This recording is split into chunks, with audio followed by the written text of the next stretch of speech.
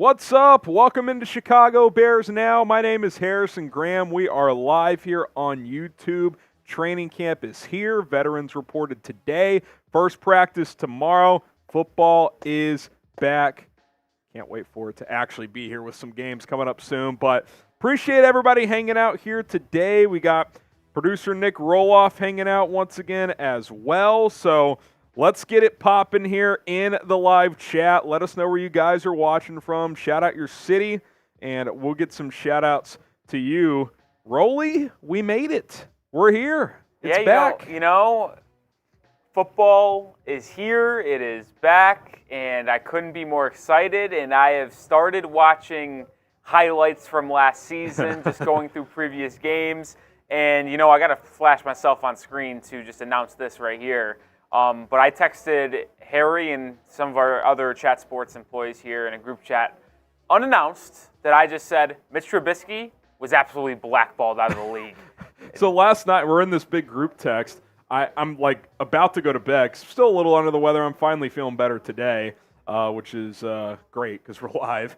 And Rolly just fires off a text, Mitch Trubisky blackballed from the league. And I'm like, first of all, where did this come from? And second of all, that's just not the case. He is. And he First of all, he's still in the league. He was blackballed out of the league of being a starter by one Matt Nagy. That was number one. Number two, he was blackballed by Kenny Pickett, who sucks in Pittsburgh. Trubisky wasn't even that bad in the first 2 or 3 games. The offensive line just stunk it up to high heavens to purposely get him out of here so they can see what Kenny Pickett can do. Didn't you also say Roger Goodell, what Goodell. he did to Mitch Trubisky is disgusting. Goodell should be ashamed of himself because Trubisky should be the best quarterback in football. Okay, they relax. needed a fall guy for the Patrick Mahomes nonsense in the 2017 draft, and they just chose Mitch Trubisky.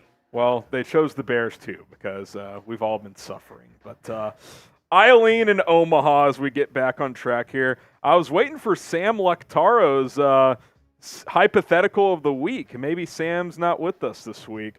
We've got Ricky in Wicker Park, Jeff in San Antonio, Sea-Wags in Colorado Springs, Sammy in Eugene, Oregon, Donald in Toledo, Lake Station, Indiana is where Greg is watching, Jason in Scotia, New York. You know where Scotia is in New York, Rolly? Are you sure now we're not talking Nova Scotia in Canada? I don't know. I don't know. It says NY there. Laramie, Wyoming. We got Waterbury, Connecticut from Busy. To let us know where you guys are watching for. Oh, Saquad's Barkley. Good question. How will the Diggs extension affect Jalen Johnson extension? Throw hashtag Bears on that, or if you want to super chat, we will answer that in the mailbag because I think that's a good question. So that is definitely relevant. Hashtag Bears to get your questions on the show. All right, poll question of the day. Will the Bears make the playoffs? Justin Fields and DJ Moore were kind of asked about expectations as there's Sam Lectara. We'll get to him in a second. They were asked about expectations for this season, and they both think making the playoffs is a reasonable expectation. So what do you guys think? Will they make the playoffs? Y for yes and for no. Anthony says yes. Larry says yes. Yum says yes. We got, let's see here. A couple more coming in. We'll get to Sam in a moment. Donald says yes. Hell yes from Leroy. No chance from Johnny. Robert says yes. Steven says yes. So does Michael and Jeff Markel. I think they can. I think there's a reasonable opportunity. NFC North is wide open. Bears should be much improved. Schedule on paper is manageable. So I think it's at least a good goal to have. I don't think if they miss out in the playoffs, if they barely miss out, that's a huge disappointment. But I think the players in that locker room should feel like making the playoffs is realistic, and I'll explain further when we get into our news and rumors segment here. But let's talk to Sam first. He says, if you could immediately solve one unsolved mystery, first of all, Unsolved Mysteries on Netflix, great show, wonder in all of the world's history, what would you choose and why? Just one. Just one? I feel like I want to name 5. Well, I'll fire a couple off. Okay, I'll start off by one mystery that I would like to solve. Why does Roger Goodell hate Mitch Trubisky? Okay. All right, now let's being actually serious here. I think I would be intrigued to see how the pyramids were built and what's inside them because there's something fishy going on over there. Okay, I like that. I'll throw a sports one at you, and Chicago related. What really happened with Michael Jordan? I think we think we know, but we don't know for sure. Like, was the league going to suspend him for gambling, and so they kind of said, hey, you're the face of the sport, so go play baseball? I think that's the most common theory. But also, was Jordan hungover or did he actually have the flu? I think he was hungover. No, he had the flu. You think he had the flu? Absolutely. Okay. I mean, listen, I've played... Either way, it's impressive. Listen, I'll just go out in there and be completely honest with the Bears fans. I've played a sporting event, competitive, hungover before. Like a real, Like a real... high school? I mean, it was a scary time. Were you were a getting hammered guy in high school? You just cannot schedule a game the day after like senior ball. I don't know what to tell you. or prom or something like that. So okay, like it wasn't a high school game because I would have never done that. Like it was a travel/AAU game after a pretty big school event after party. Y'all know how it gets down. And the way he was acting, like it's not that bad. Like, he was going through something more. So I really think it was the flu. Okay. Any other things to solve? I mean, a concrete answer on JFK, I think, would be nice. That'd be cool.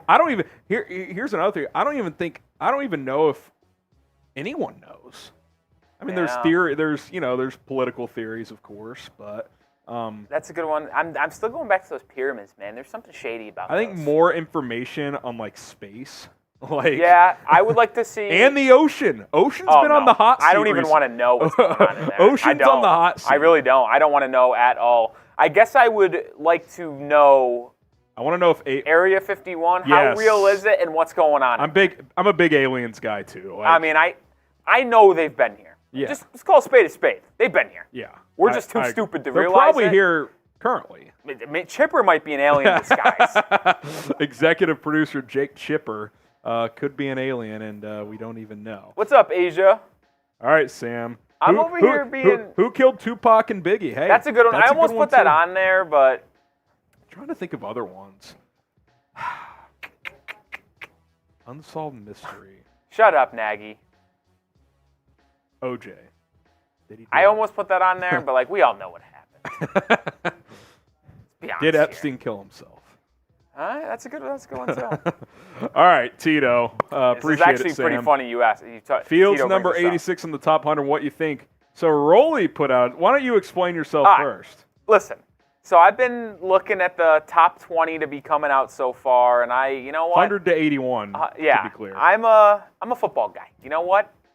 I've become a part-time Bears fan, as you might say. They're my NFC team. So I'm starting to grow some respect for Justin Fields and some other players on the Bears, right? But I like to also consider myself an unbiased fan. And to me, Justin Fields being 86 is a tad bit ridiculous. And for one reason. Like Fields, above Trevor Lawrence... What are we doing here? Yeah, here's what I would say. If I was voting objectively, I would have put Lawrence higher. I don't know if 86 is crazy. I think Lawrence 96 is crazy. Lawrence is a top 10 quarterback, arguably. I know. He should probably be top 50. That's kind of how I feel. And the fact that they had Jamal Williams ahead of Trevor Lawrence, too, is come on. Here's what are we doing? Well, a couple things to keep in mind. NFL Top 100 is voted by players, so, young, rookies, how much of the league do they actually know? Vets, do they care when they vote? Yeah. I think there's a lot that goes into it. I will say this. A lot of players, especially after they've played the Bears last year, have a ton of respect for Fields because I think they recognize that team was not built to succeed last year, and he made them competitive and relevant.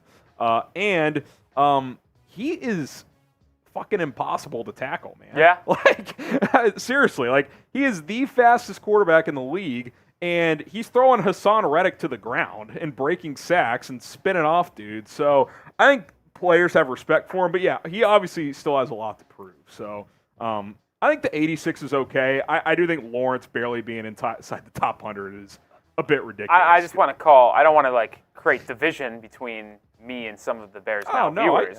But Leroy Pinkston saying it's because Justin has done more with less. and Lawrence has a lower ceiling compared to Justin. I do want to point out, Trevor Lawrence did in fact make the postseason last year and win a playoff game.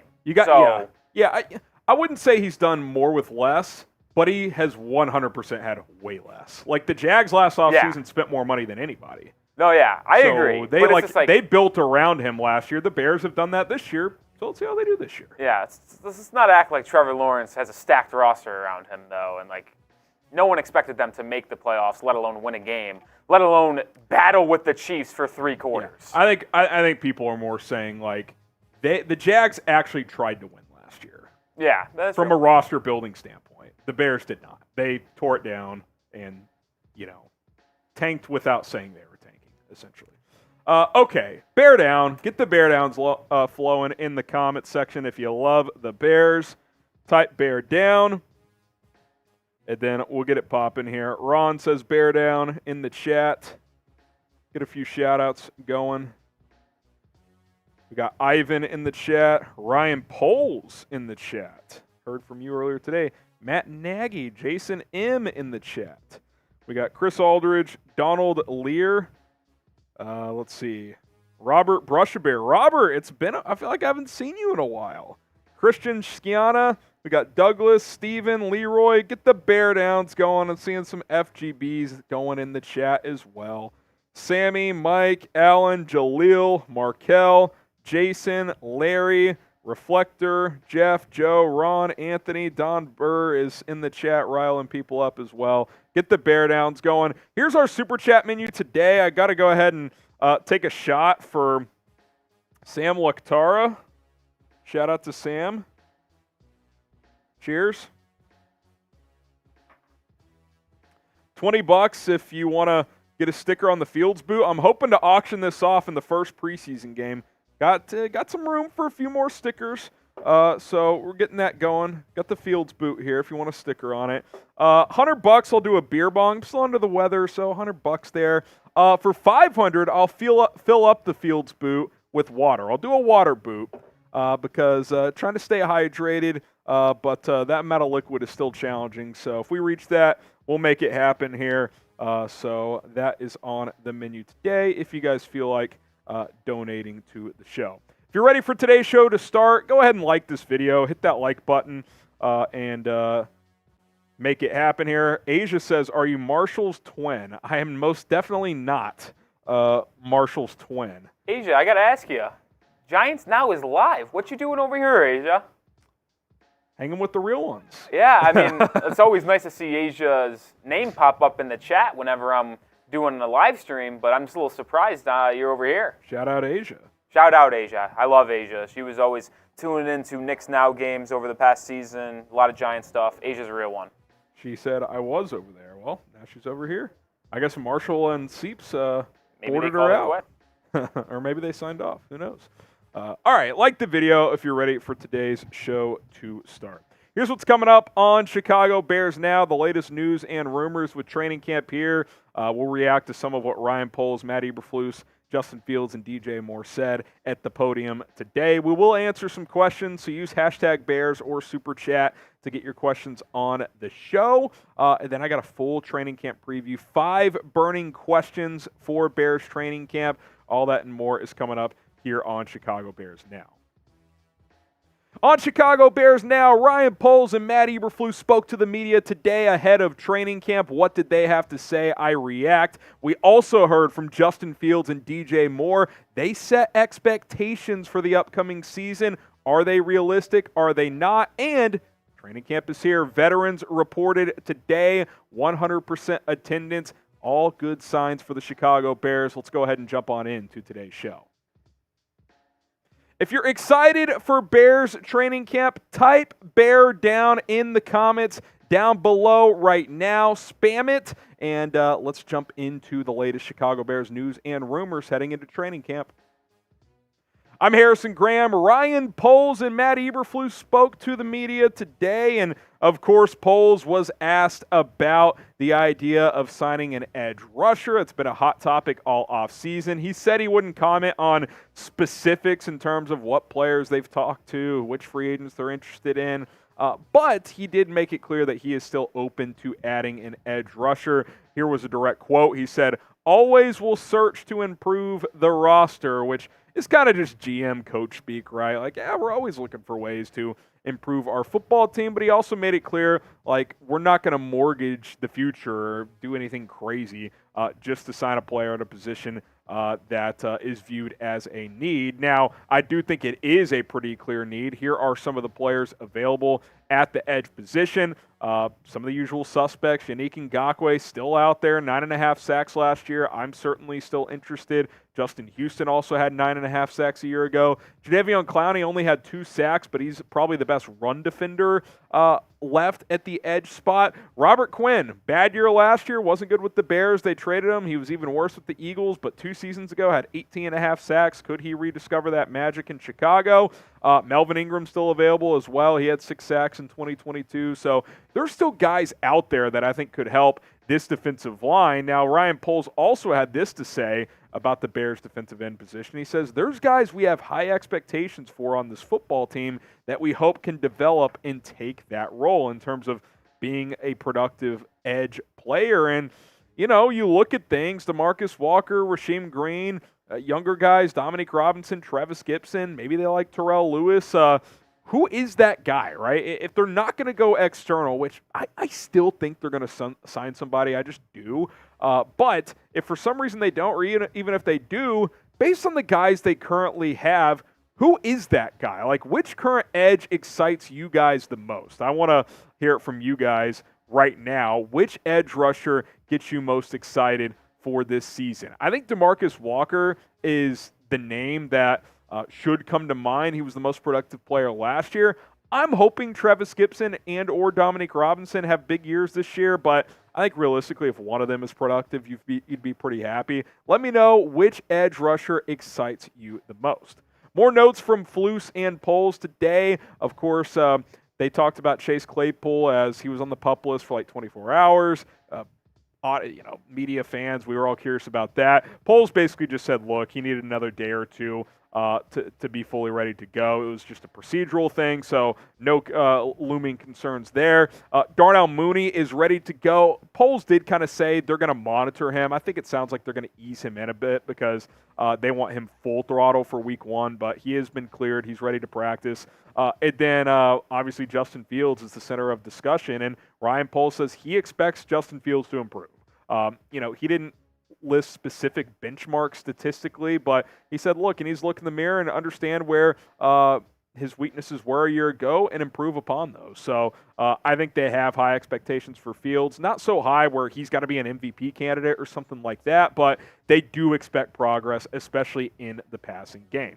Speaking of expectations, Justin Fields, DJ Moore talked about the upcoming season and what expectations can and should look like for this team this year. Here's DJ Moore, the receiver coming over in the trade. He said the whole main goal in the NFL is to win. So go above 500, make the playoffs, start the postseason 0-0, and go from there. That's the main goal. So he's saying there, hey, like, our goal should be to make the playoffs, and let's try to go on a run if we do, right? Like, he's not saying it's Super Bowl or bust. We'll get to Fields in a minute. He did mention Super Bowl, but they're on the same page in terms of, like, hey, like, we understand what last year was, but DJ Moore's been losing a lot in Carolina. Justin Fields, through 2 seasons, has had to deal with a failing head coach and GM halfway out the door in his rookie year, and then a completely rebuild in his second year. He's ready to compete now. I think having the thought of, hey, let's be above 500 and make the playoffs, that should be a reasonable expectation for players in the locker room.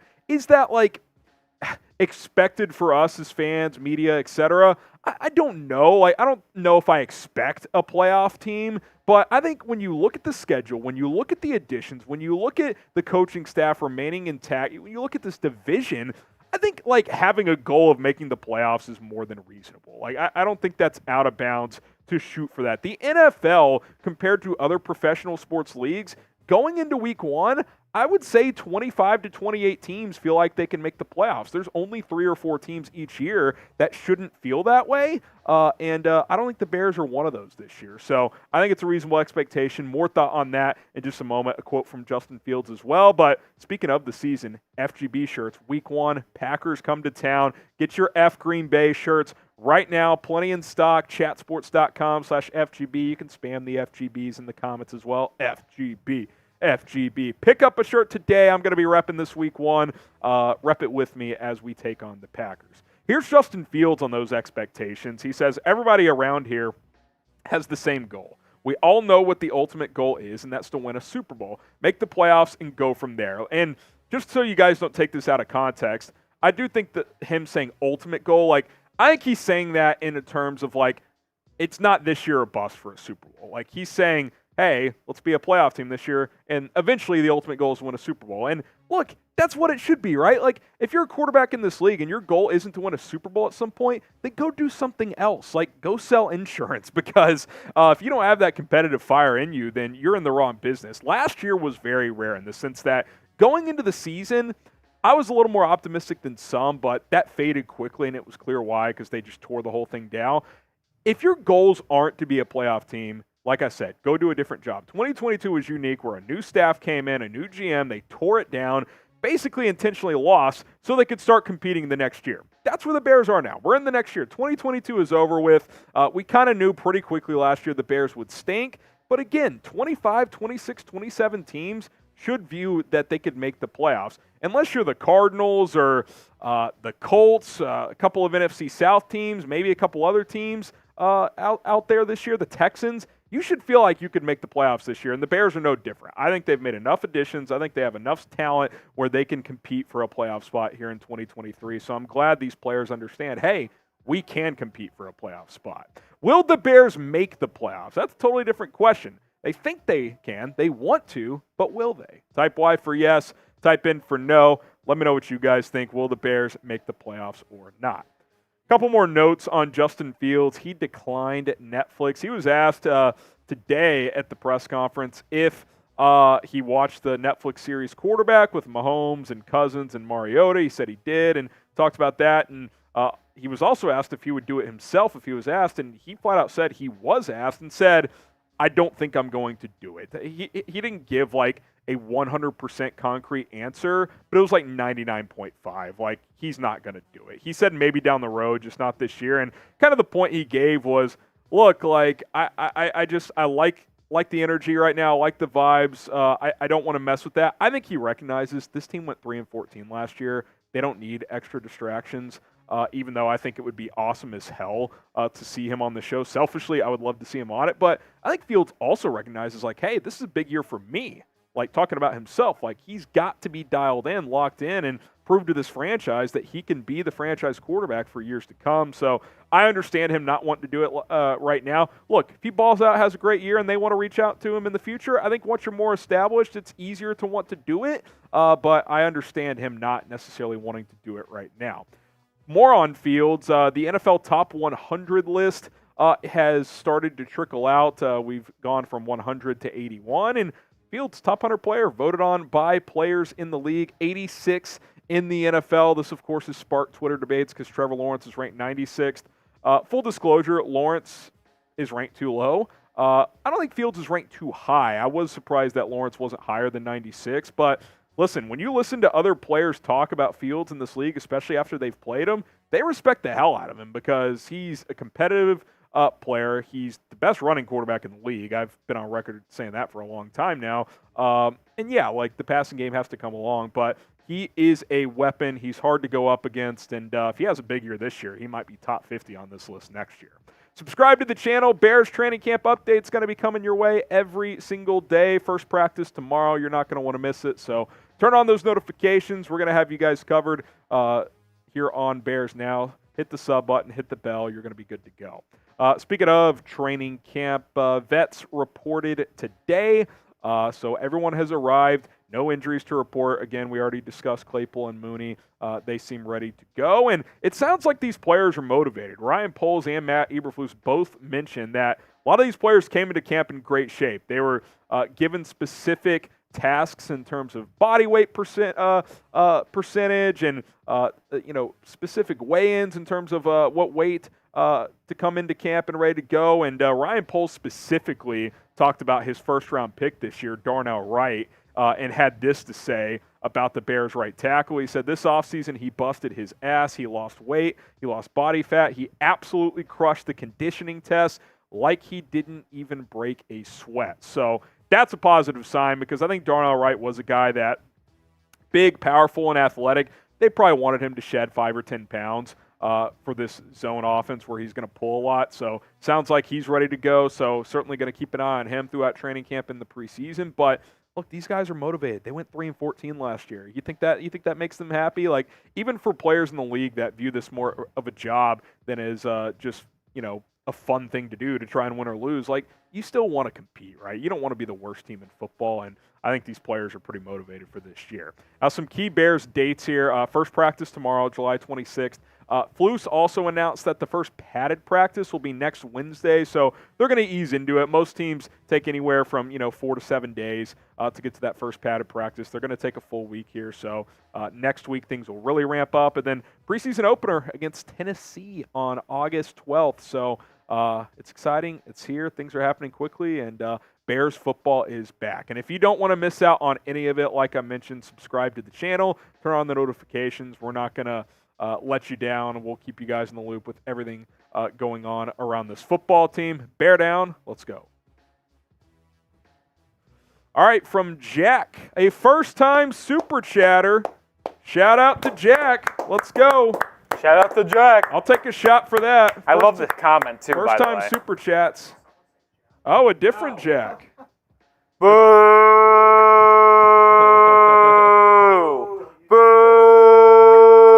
The other Jack has joined the building. Just got off a big screen. You're back. Rolly's booing him.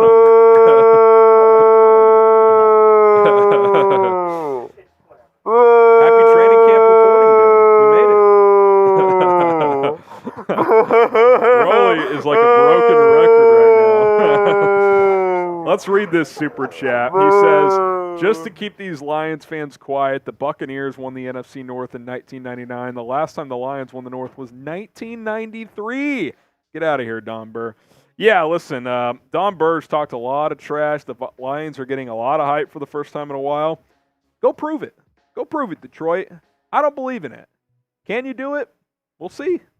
We'll see.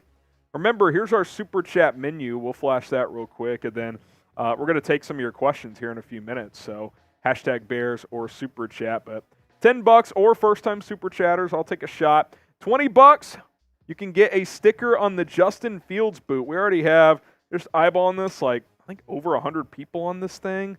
And we're running out of room. Once real estate is filled out, we're going to auction this thing off during the preseason.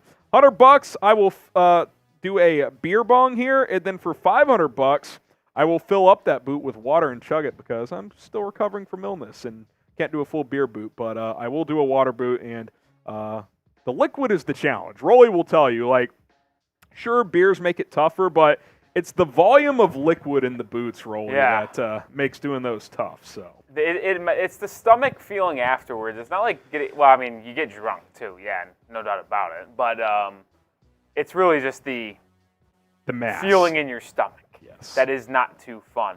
I'll tell you what, though, FlashNL3 said in the comment section or in the live chat to follow you on Twitter, and there's a troll out there that is saying it is not Twitter anymore. Oh, well, here's the thing. It is always going to be Twitter. Yeah. And I don't care what Elon Musk tries to tell me. That dude is a loser.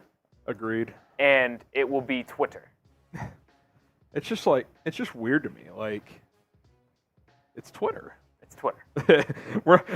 if Roger Goodell is no longer the commissioner of the NFL, we're not going to change the name to something else. If someone tries to tell me, yo, have you seen X today? I'm going to punch them in the face. Also, when the rebrand completes, is it still going to say tweet on the phone, or is it going to say something? Are they going to come up with a new word? An X. It's always going to be tweet to me. Loser. Hashtag Bears or Super Chat. Get your questions in.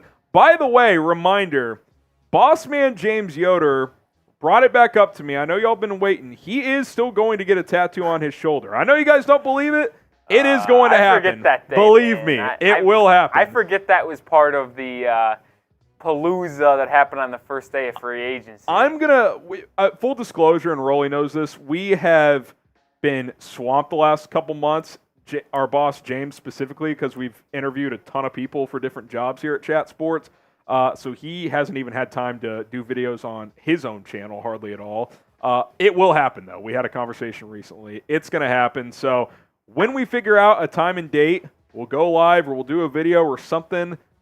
It's going to happen. So stay tuned for that. Hopefully we can get it done before week 1. But if you have any questions, #Bears or Super Chat to get on the shows. Musk is the GOAT. Some Elon fans. No shocker that the first person to say Musk is the GOAT is Tech is my life 101. Here's my thing. What are we doing here? Here's my thing, and I'm going to take my biases out of it. I should not care who the owner of a social media website is. Does the app does it work, and is it being used the way it needs to? That's all I care about. I don't really give two shits about other political stuff. I'll be the first one to say I care probably too little. You're pretty apolitical. But you take Twitter away from me and try to make it some bullshit name X, that's going to piss me off. The fuck is an X, dude? It really does piss me off. What are we doing? Keep the status quo. Don't rock the boat. Going back to 8th grade history. I love it, Rolly. Flash this super, and then we'll get into the He's back on top. Number 1 GG. On top of what? What is that? I don't know what that means. I don't know. No Palencia. Eberflus, Coach of the Year. Look, if the Bears make the playoffs, they'll be in the race. I mean, if they go from number 1 pick to, I know they traded number 1 pick, but worst record in the league to playoffs, he will be in the mix for Coach of the Year. See if they can do it. #Bears Super Chat. Get back on track here. Bears Now coming at you. Chicago Bears Now is presented by Manscaped. From head to toe, get the best men's grooming products out there with Manscaped. Use code BEARS20 to get 20% off plus free shipping right now. My name is Harrison Graham. Bears training camp has already begun, and I'm going to take a look at 10 players to watch leading up to the regular season. That is the topic of today's show. And then we're going to answer some of your questions. So #Bears Super Chat. We'll get those questions on the show. All right, we'll kind of go rapid fire here. Training camp players to watch for the Bears. You got to start with quarterback Justin Fields. All eyes on QB1. Can he take command? Can he dominate throughout camp? Can he look like the guy ready to break out? We all want to know the answer to that. DJ Moore, who is tied directly to Justin Fields. Can DJ Moore help unlock the passing game, right? Can he help Fields? Can Fields help him? Can this partnership be a Josh Allen, Stephon Diggs pairing? Can it be a Jalen Hurts, A.J. Brown type of impact? Those receivers help those quarterbacks tremendously. We're hoping to see the same out of DJ Moore. Tremaine Edmunds, who Matt Eberflus referred to as an elite competitor. He's already emerged as a strong leader on this defense. He reportedly turned down bigger offers to come here to Chicago. He wanted to be part of the solution and part of this rebuild. So I'm excited to watch him kind of be the leader of that defense. Darnell Mooney, obviously coming off of injury, had the surgery, missed most of the offseason program, but now he's back. How does that look throughout camp? Chase Claypool, for somewhat similar reasons. He's obviously been a little nicked up, but also, can he be a guy on this team? Is he a dude, right? Like, you traded the number 32 overall pick for him. Like, you need him to be productive. So 3 receivers in your top 5 there. That's a position this Bears team has revamped. It's time to see results. 6 through 10 here, Tyrique Stevenson, the rookie cornerback, really good offseason for the rookie. Can he hold down that starting CB job and hold his own? I'm excited to see that. Darnell Wright, it's kind of hard to watch trenches play during training camp. I know the pads go on eventually and they get somewhat physical, but until the preseason games are here, you can't get a great evaluation of that. But obviously, that's your first-round pick. You want him to look good. DeMarcus Walker, again, trenches, but how does he do in the one-on-ones? Is he winning most of them? Is the offensive line winning most of them? to me, this is your best edge rusher at this point in time. So DeMarcus Walker. Eddie Jackson, next up here, also coming off injury, got healthy midway through the offseason program. He said he's going to have one of the best seasons ever for a safety. He was on track to having a great one last year. Had 4 picks and I think 10 or 11 games before he got injured. So Eddie Jackson, certainly want to see what he can do coming off the injury. And then Tyler Scott, another rookie. What does he do? I thought this was the steal of the draft, getting him in the 4th round. Can he take snaps away from a Chase Claypool, from a Darnell Mooney? I think that's asking a lot, but could he be a guy that checks in and produces some big plays at training camp? I'll throw Velus Jones in as an honorable mention because he obviously needs to perform. Now, which player are you watching for most at training camp? Pin comment on today's show. Get hit with that YouTube ad break. Reply right now. Mailbag time here. Let's answer some questions. No Palencia. Matt Eberflus, Coach of the Year. God, I hope. Me too, because that probably means the Bears had a great season and made the playoffs. So that would be nice. I believe in Flus as a football coach. I don't think he had much to work with last year. I think this year we can start judging him properly. John Dorman, realistic expectations for Javon Dexter and Zach Pickens. I think at least be solid rotation players. I'm keeping an eye on Dexter specifically. Can he push for a starting job during training camp? I don't think Pickens is quite there yet. I think he's a little further behind coming out of the offseason program. But I think Dexter has a chance to at least play a lot. And look, it's defensive tackles, right? Like, you're going to rotate anyway. So start versus backup doesn't matter that much. It's about total snaps at the end of the game. Can those guys get healthy snap counts? We'll see. Say Quads Barkley, how will the Diggs extension affect Jalen Johnson? So Trayvon Diggs got 5 years and $97 million. So what's that, 19 and change, just under $20 million a year with the Cowboys. Now, Diggs is a little more accomplished than Jalen Johnson. They're kind of different styles. I think Johnson might be a little stickier of a corner. Like, he might be better in coverage, but Diggs creates a ton of turnovers. I mean, the guy had 11 picks 2 years ago. Last year was a down year in that department. He still had 3. Jalen Johnson has 1 pick in 3 years. Now, he doesn't give up a ton of big plays. He's kind of the, if you remember Byron Jones, a big gripe for him when he was in Dallas is he didn't pick the ball off, but he also didn't give up a lot of completions. That's kind of what Jalen Johnson has been. I don't think Johnson will get that type of money just because he doesn't take the football away. Could he get $14 million per year, 15? I think that's possible, reasonable, but I don't think he's going to flirt with $20 million per year unless he has a huge year this year and gets paid after the season. But I think if he were to get paid before week 1, I don't think it'll be Trevon Diggs money.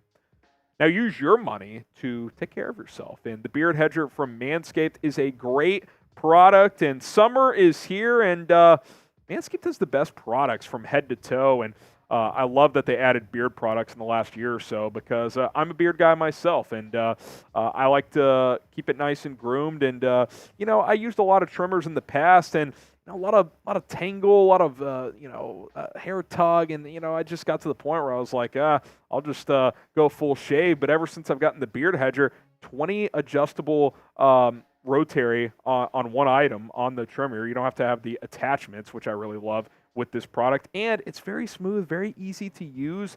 You also get a lot of products with the Pro Kit. You get obviously the shampoo, conditioner stuff that you can put in your beard. You can also get the comb, the brush, and other things as well. Get going with Manscaped. The premium beard trimmer is the Beard Hedger from Manscaped. The scissors come in there as well. It all comes in one little kit, easy to travel with. And listen, throw a little beard balm each day. Get going the right way, and you're going to be feeling a lot better. And hey, this is a great gift for your dad, too, if he's a beard guy as well. Manscaped.com, promo code BEARS20. Get 20% off with that promo code.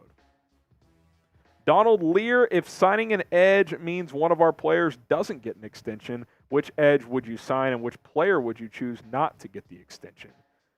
I don't think signing an edge prevents an extension unless you're giving the edge a multi-year deal, because any extension you hand out is not going to kick in until next year. So I'll kind of answer the second part of that question in terms of who would I prioritize in an extension. I think if I had to pick one player, I would pick Cole Kmet because you don't have a long-term answer at tight end. I'd probably go Jalen Johnson too, but you drafted Tyrique Stevenson, so that gives you some security.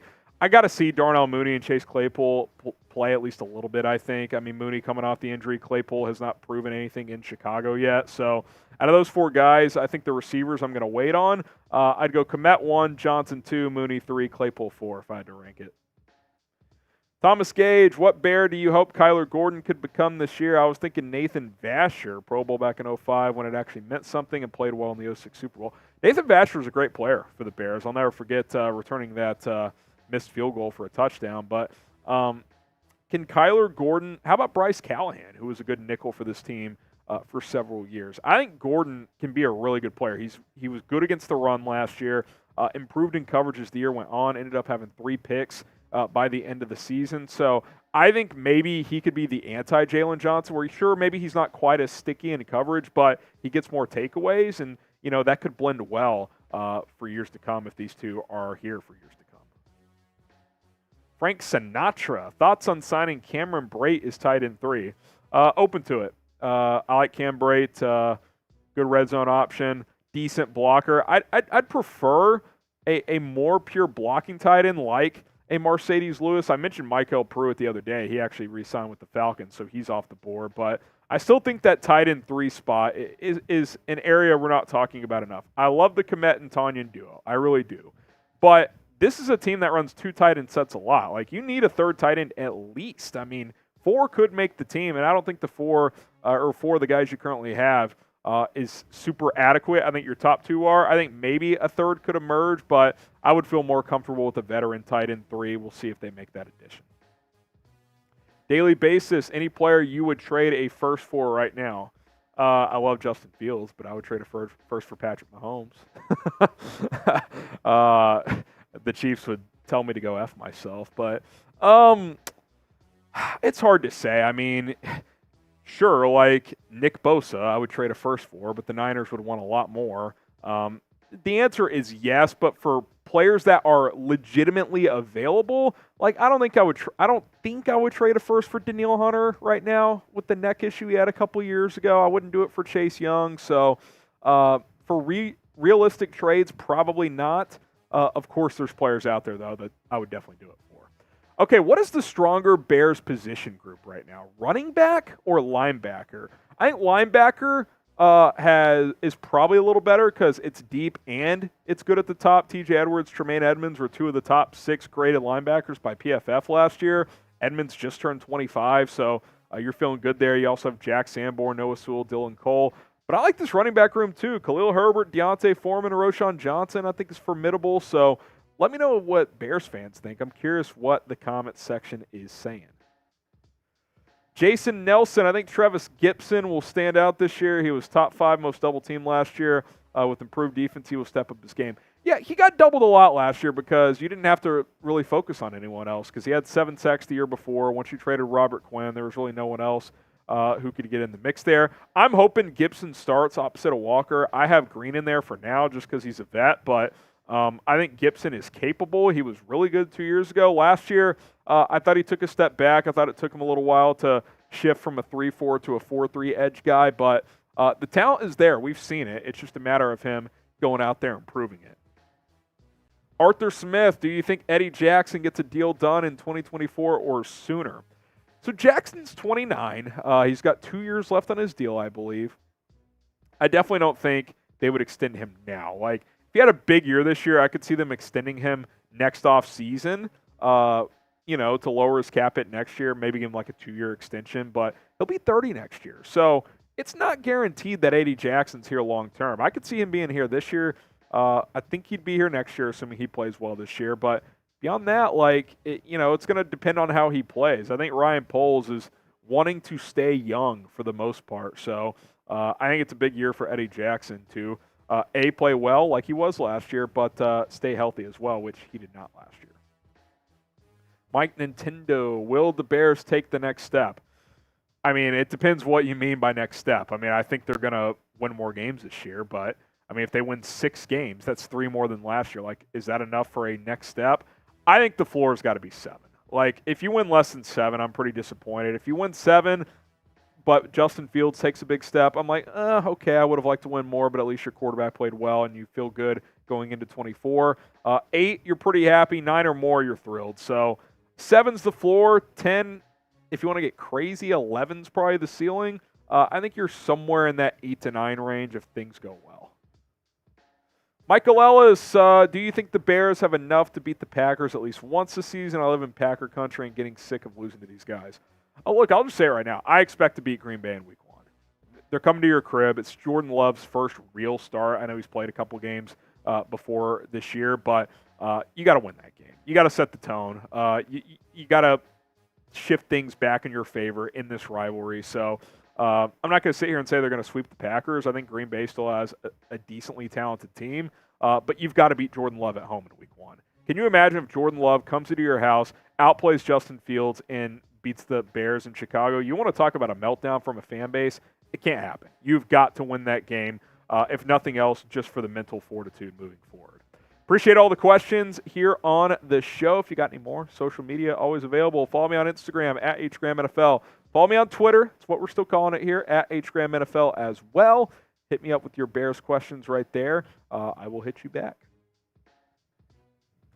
From Captain Salty, a first-time super chatter. So that's a shot. What's up, Salty? Harrison. All right. Can I be transparent with you? Yes. You were just talking about if the Bears lost at home to Jordan Love in week 1, it would be full meltdown. I know it's not like it's one game, but it's week 1. Like, that just sets the tone for the year. Energy's pretty bad. It also might set the tone on things to come again. But, I don't even want to say it because it sounds mean. But as someone who is not as big as a Bears fan as you and everyone else, it would objectively be fucking hilarious. Stop. It would be hilarious. Stop. I'm sorry. You know what? That was probably too far, and I'm probably going to get the chat to turn on me. But after seeing Rodgers and Favre dominate the Bears for the last 20 years, it can't happen. It would be pretty funny to watch Mike Jordan says Love you're fired, Yeah, Rolly. you know what? I expected Chipper, that type of reaction. Over. But let's just call a spade, man. Matt Nagy says funny. It would be the happiest day of my life.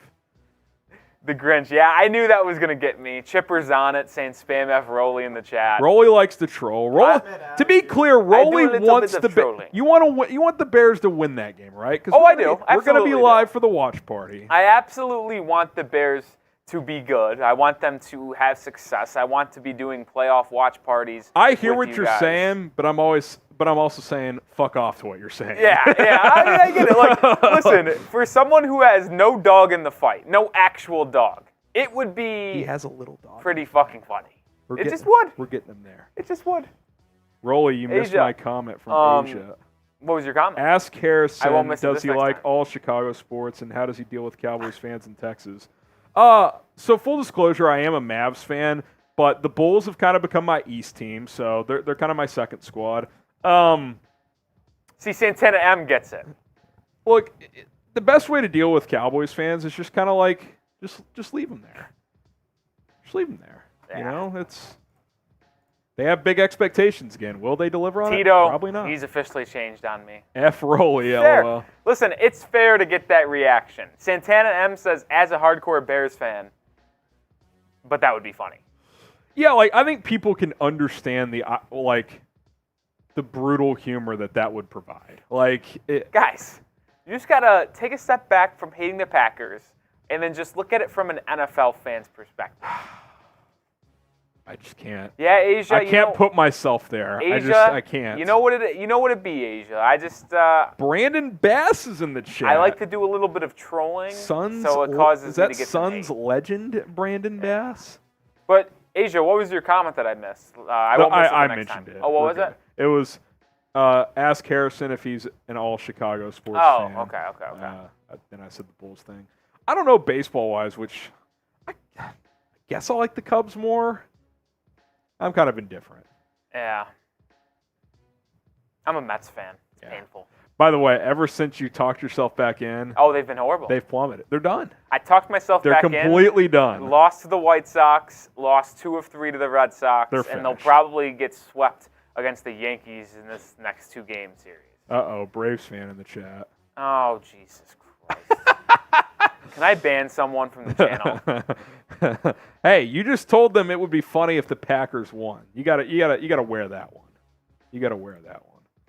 Listen, oh, man. I'm a fan of some interesting teams, Harrison, but Bears and Braves? Who said this? Playboy P? Fuck you. Whoa, Nah, I'm kidding. Whoa. Nah, I'm kidding. Playboy P. I just get touched in a tough nervous system when it comes to the Braves because they are quite literally my daddy. So it's tough. All love. Are the Mets going to sell? They absolutely should. Max Scherzer and Justin Verlander blow. Oh, man. Which position group is stronger? I wanted to get some shout-outs on this one. Running back or linebacker? See if I can find some from earlier. Seeing mostly linebacker comments. I think that's the correct answer. I think it's linebacker. Marty K, say linebacker. Aaron Rodgers' dark room. Give it up. Rolly is so cute when he's angry. Another Josh, Jason. Matt Nagy says no one cares about defense. Defense was the only reason you won any games, Mr. Nagy, because you couldn't figure out the offense in 4 years. Ron Winarski, Patrick, Arthur Smith. Cubs playing. It's the Chi-Town series. Chi-Town series and Subway series. All right. Oh, Mets, Yanks Mets, too? Yankees tonight too. Oh, man. Yanks kind of stink too. They do stink. We actually have a baseball trade that happened during that last segment. Oh, what happened? Kiki Hernandez traded to the Dodgers. Goes back to his home. Dodgers making a push. Yeah. All right, super chat menu. If you guys want to donate, $10 or first-time super chatter, we'll take a shot. $20 to get on the Justin Fields boot sticker. $100. I'll take down a beer bong. $500 total. We will do a water boot, only at $30. So no real expectations here. Just thought I'd throw it out there. One more segment to go. We'll do a full training camp preview episode here. So lock in. Bears training camp is upon us. So let's take a look at what to look out for. Chicago Bears training camp is here, and I have 5 burning questions heading into camp. My name is Harrison Graham. You are watching Bears Now by Chat Sports. The first practice is today. If you're not watching live, Wednesday morning we put this episode out, and 5 burning questions coming up before this first practice. But smash that like button if you're fired up to have Bears football back. I expect 500 or more likes on today's show. How can you not be excited? Hit the like button if you're fired up for Bears football. All right, let's get to those burning camp questions. Number 1, will Justin Fields take command? And when I say this, I don't mean every single practice we're talking about how Fields and the offense dominated. What I am saying is he had strong OTAs and minicamp for the most part. Can he build off of that and be even crisper? Can he be even sharper? Can he win more often than not in these practices? Like, these camp practices should be won by the offense more often than another. Like, that's just how it's set up, because it's not full contact. Even when the pads are on, they're not lighting people up. He needs to take control. And other aspects of this, too, are, in addition to just the passing game needs to look better, is Justin Fields has had a full year plus with this playbook now. He should be able to change things at the line of scrimmage. That's something he's talked about this offseason. He should, be able to run, option routes with receivers. Like, hey, if this is the coverage, I'm going to throw it here. Like, take command, be the leader, both in terms of execution, but just in charge of this football team. I think he's ready for the moment. I want to see him do it over the next month. And those are my expectations. I expect a strong training camp. Dominant might be asking too much, but be in control. Be the quarterback. You're in year 3 in the NFL, year 2 in this offense, same staff, better weapons. Let's go. Take command of the offense and of this football team. Can DJ Moore dominate? That's question number 2 heading into training camp. I said it's a little rich to ask Justin Fields to just flat out dominate, but you brought in a true number 1 receiver to dominate. DJ Moore, go do it. You've put up huge numbers and huge years with garbage teams and garbage quarterbacks. Say what you want about Justin Fields. He's the most talented quarterback DJ Moore's ever played with in the NFL. And we've talked about it before. We've talked about it again. Jeffrey. A.J. Brown helped Jalen Hurts take that step. We saw it with Stephon Diggs in Buffalo with Josh Allen. DJ Moore in Chicago has the chance to do the same thing. And if he dominates, that's only going to help Justin Fields out. And Also, if he does dominate and starts to draw double teams, hey, Darnell Mooney, man coverage playing out of the slot. Chase Claypool, take advantage of going up against man coverage. Tyler Scott, you get your opportunities in there as well. If DJ Moore can be a dominant presence on the outside in the slot sometimes, just as an overall offensive weapon, that's going to help Justin Fields out. That's going to help the other receivers out. That's what he needs to do. That's what I expect. When you trade the number 1 pick in a package to get DJ Moore, you need him to be dominant. Math, sometimes it's hard, sometimes it's not. I think this is an easy question. What does 1 + 2 equal? Let us know in the comments. Burning question number 3, which rookies stand out? I think training camp is always fascinating to see what the rooks do. And I think the Bears have some interesting ones, some guys who have a chance to contribute on this football team right away. You look at this draft class from this past year, Darnell Wright, trenches play, so you kind of include him, Dexter and Pickens. Travis Bell, 7th-round pick, I'm not as concerned about him, but it's hard to evaluate even at camp. But when the pads go on, let's see how those guys perform. Obviously, Darnell Wright's going to start at right tackle, need him to be solid. Javon Dexter and Pickens have a chance to have an impact on that defensive line. Tyrique Stevenson, to me, he's a starting outside corner. Does he look the part like he did in the offseason program? Roschon Johnson, where does he fit in at running back? Tyler Scott, how does he look? Can Noah Sewell push Jack Sanborn for that 3rd linebacker spot? Terrell Smith, Travis Bell, Kendall Williamson, I think lower leverage players there. But the point is that this draft class has a chance to really be good, I think. And you have expectations for, I would say, at least a third of these guys to potentially start, and I would say 2/3 to contribute at a fairly high level this year. So I think the opportunities are there. I know the Bears did a good job of adding some key veterans as well, but make no mistake, like Ryan Poles, Matt Eberflus, they expect a lot of these rookies to contribute and come in right away and do that. So training camp is when you set a strong impression. Let's see if they can do it. If you're fired up to have Bears football back, like I said, smash the like button. Doesn't this just get the juices flowing? We're talking about training camp, the rookies. You can just smell. I'm kind of stopped up here, but even I can smell the football in the air. Hit that like button. Can the defense be sneaky good? I've really thought about this recently, and I think it could be. Now, I sit here saying that knowing that the pass rush is still probably not going to be great. Going to be okay, though. I think it could be a little better. I still want to add something there. But outside of the pass rush, like the back 7, this linebacker unit objectively is top 5 at worst in the NFL, at least on paper. Edmunds and Edwards is going to be nasty. Jack Sanborn is a good 3rd linebacker.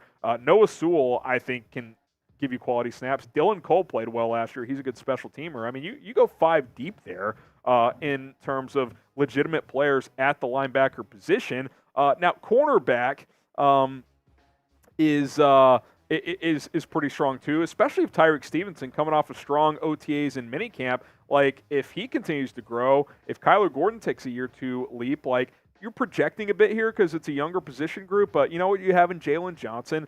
And then safety. Like, Jaquan Brisker showed a lot as a rookie. Eddie Jackson had 4 picks last year before getting injured. Like, this back 7 could be really good. Now, I have questions about the front 4, especially at edge, but if that position group can just be serviceable, like, I think the defense has a chance to be sneaky good. So that's something I'm watching for. If the defense has some good days at camp, do not be surprised.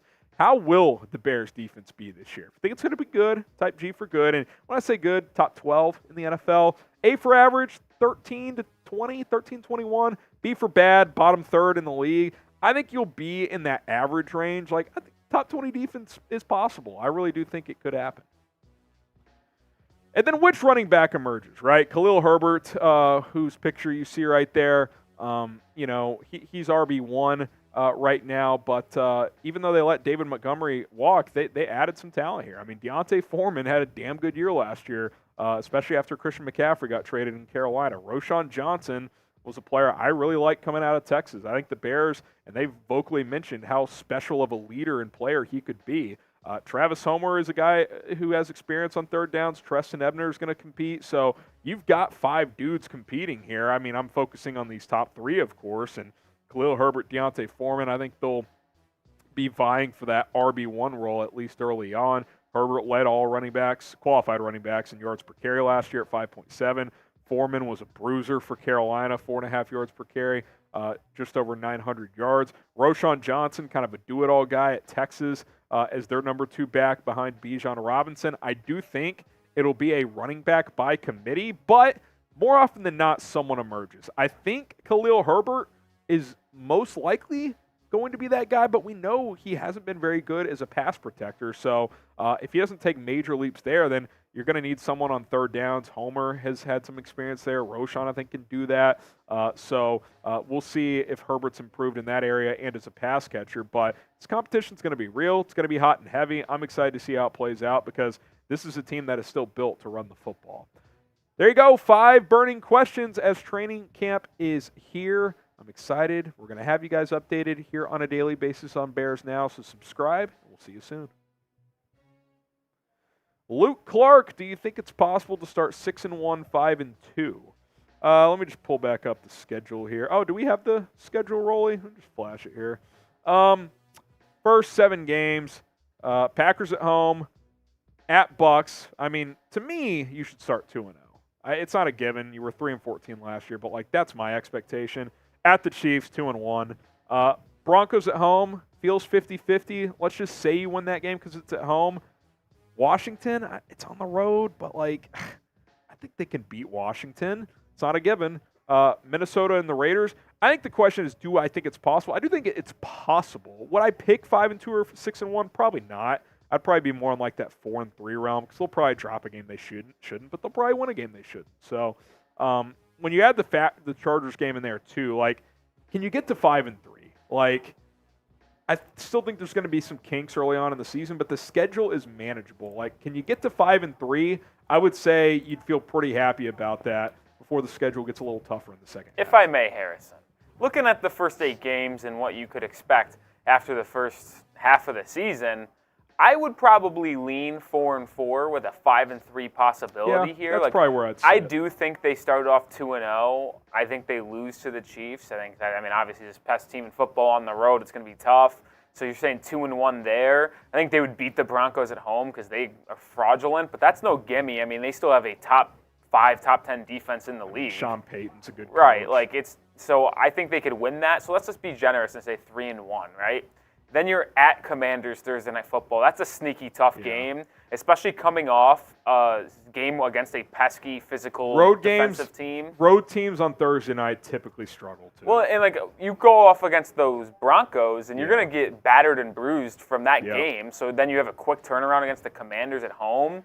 That's going to be no gimme. So let's just say that's a trap loss, right? So now you're sitting at 3-2. Split the next 2. Split the next 2 with Vikings Raiders. That's probably fair. You're 4-3, and it's like you probably lose in Los Angeles against the Chargers, and that's why I lean 4-4. But maybe they beat the Commanders, and then now it's 5-3 or something like that. We always play these games, right? Of like, this is who they should beat, this is who they should not. Like, looking back at that real quick, if we could go back real quick, Rolly, super chat menu if you guys want to donate. I think like the way I look at this is like I try to break down the schedule into like fragments. Like out of these 8 games, to me, Packers at home and at the Bucks are like in the must-win category almost. I know like no game early on in the season should be viewed as a must-win, but like to me, like you need to win those because at Chiefs, at Chargers, those are like in the likely losses category. Not impossible. It's the NFL. Anybody can win, but so you split those 4, and then the other 4 are kind of like the coin flip games, right? Yeah. Like that's kind of how you view it. And to make the playoffs in the NFL, you have to win more of the 50-50 games than you lose. That's kind of what it comes down to. Yeah, when you looked at the coin flip games on the right, I'd probably say the Chargers is probably less of a coin flip. I mean week 4 through 7. Okay, yeah.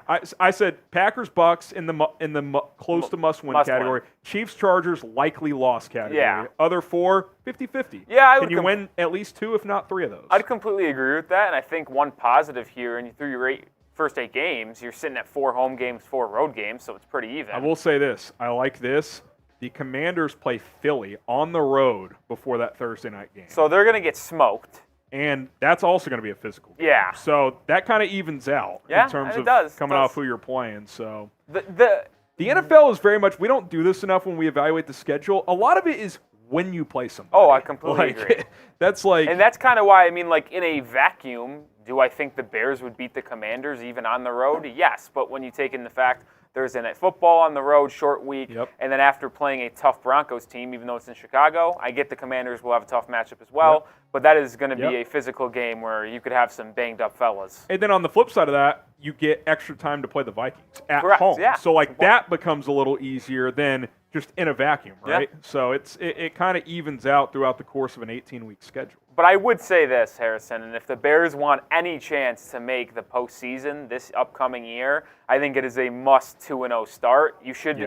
I think the Bears are 2.5-point favorites right now. I would concur with that. They should be the favorites against the Packers at home in Jordan Love's first season as the starter, and they should be able to win that game. The Bucs, they're horrible. They're probably picking 1 or 2. The Bucs still have raw talent, but the quarterback situation is just so bad. Yeah, it is an interesting They still have Evans and Godwin. Like, you still have one of the best wide receiver duos. The defense still has some talent, but if the quarterback sucks, the quarterback sucks. And they were the worst running team in football last year. It is fascinating. Like, is that magically going to be improved? When we break down the Bucs, it is fascinating because just say they took the Raiders quarterback, Jimmy G. Where would they rank? Like, they might actually be picked to win the NFC South because that roster isn't that bad. Yeah, like, I mean, the problem with Baker is, like, you need a good running game. They were the worst running team in football last year. Yeah. And I don't think it's really built to improve. The O-line still has question marks, and their backs are just okay. Which is odd, too, because they have the best right tackle in football. Wirfs is awesome. Jensen's a good center. The rest of that line is cheeks. So Wirfs is better than Lane Johnson, Chippy. Got Philly Chip weighing in, saying Lane Johnson. Lane Johnson's good. He's good, but he's a little older. Tristan Wirfs is that dude right now. Yeah, he's stud. I will answer a question. I saw Mike Nintendo Master, who was calling for my job a little bit ago. Whoa. No, he retracted and said it was autocorrect. But he asked, so they asked, does anyone know who Roley's team is? And the answer is not the Giants, Asia, as much as you would want that to be Take a guess. Case. Who is Roley's favorite team? Okay, let's see it. Who is my favorite football team? Comment. We'll give you all 30 seconds. First guess got it. First guess is correct. Patriots. Tech is my life. I am a Patriots fan. That is correct. Roley's NFC team is the Bears. It's not the Giants. Oh, so it can't be the Giants. Most of the real ones knew. It can't be the Giants because of the Patriots' history with the Giants. I would. I mean, you would never. And you're from New York. Never. You're either with the Giants or against the Giants. Jaron Thomas with a good guess, Falcons. That's his third team. It's my third team. Because I cover the Falcons here for Chat Sports. So. Yeah. There we go. Well, camp's here, man. I'm so excited. Next week, we'll have even more to talk about live on the show, but we'll have episodes every day. Shout out to Roley for producing. Jake Chipper, executive producing this thing as well. We're going to sign off. We're not going to loop today. We're kind of light on studio space here at Chat Sports. A lot of live shows with training camps being here. So appreciate the donations. We'll have more to come. Let's fill up this Fields boot sticker in the coming weeks. I want to auction this thing off for the first watch party. So let's make it happen. My name's Harrison Graham.